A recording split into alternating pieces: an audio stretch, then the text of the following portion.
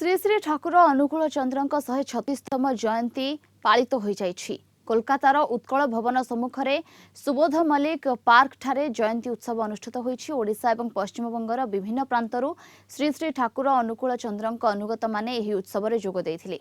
सकाळु प्रार्थना, ग्रंथपाठ, संगीतानुष्ठान कार्यक्रम प्रमुख आरंभ होई संध्यारे शेष होइथिला।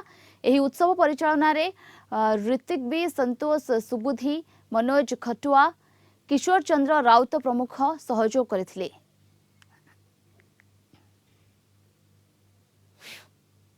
आमर यहाँ 136तम ठाकुर जन्म महामहोत्सव उत्कल माने दीर्घ 40 वर्ष धरी ये कर एवं समस्त उद्देश्य मनीष टिके भल व्यवहार दिंतु, अन्य मानकु भल व्यवहार निजे शिखंतु, निजे अर्जन करते यहाँ ठाकुर चाहिए। यहाँ मुझे आशा करी समस्ते उत्सव किसी किसी यही प्रकार ज्ञान नहीं कि जावाई यहाँ उद्देश्य आउ कि सेमती बेसी उद्देश्य ने गोटे भल मनीष केमती हो पारे, यहाँ मनीष तैयारी कारखाना बोली आम कहूँ भल मनीष केमती हो पारे यही उद्देश्य सत्संगर आयोजन। श्री श्री ठाकुर अनुकूल चंद्र 136तम जन्म महोत्सव सब गुरु भाई माने मिसी आज वेलिंगटन स्क्वायर ये पालन करा होची सारा दिन व्यापी।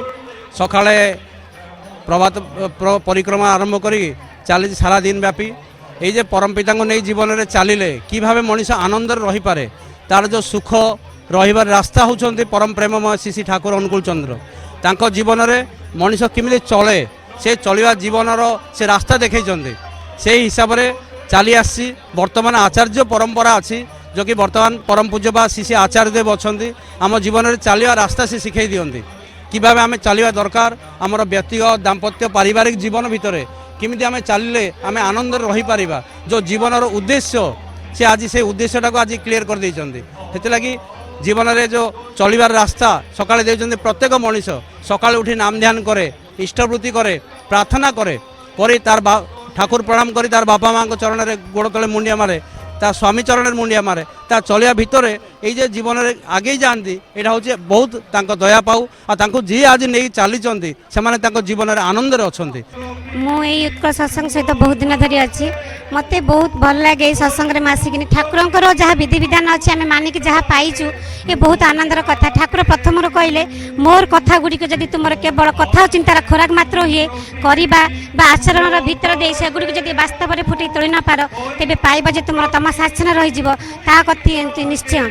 झील मोर तुमर सेवा, तुमर चलवा, तुमर चिंता, तुमर कहवा पुरुष जन साधारण भितर जेपरी एपरी गोटे भावर सृष्टि करे जो से अवनत मस्तक नत जान हो सत्संग में भक्ति गदगद कंठरे माँ मोर झील मोर कही मुग्ध होती, बुद्ध होती, तृप्त होती, कृतार्थ होती तेबे ही तुम्हें नारी तेबे ही तुम्हें सती। मु भी गोटे माँ आज मोर 11 वर्ष झील को हरैकी मुझे सत्संग अच्छी बोली मुझे केमी भाव में ठाकुर धरिकी मुझे दुख भितर था कि मुझे शांति सुख अनुभव करुँची गोटे माँ जगतर माँ मैंने समस्ते बुझीपारे ठाकुर को बुझे। ठाकुर गोटे कथा कहते मानुष अपन टाका पर जत पारिस मानुष धर। हमरा जदि आमे समस्ते यही जदि मनीष को आपणार करवा ताले टंकार कौन आवश्यक पड़ो ना। ठाकुर सही कथा सब समय चाहिए। ठाकुर चाहिए जिते मनीष को नहीं आसो। ठाकुर जो आम अर्घ्य कलेक्शन करने जाऊ 100 टका कलेक्शन कले ठाकुर कहते जनक ठारू आनब ना 10 जन ठारू आन 10 जन ठारू आनवा माने 10 जन को भेटब ठाकुर कथा कह 10 जन ठाकुर कथा किसी बुझे आ जानवे। यही हूँ ठाकुर नीतिवाणी। ठाकुर कथा आम कथा जदि कांटे कांटे मानिक चलवा ताले आम आ असुविधा पड़ो नहीं।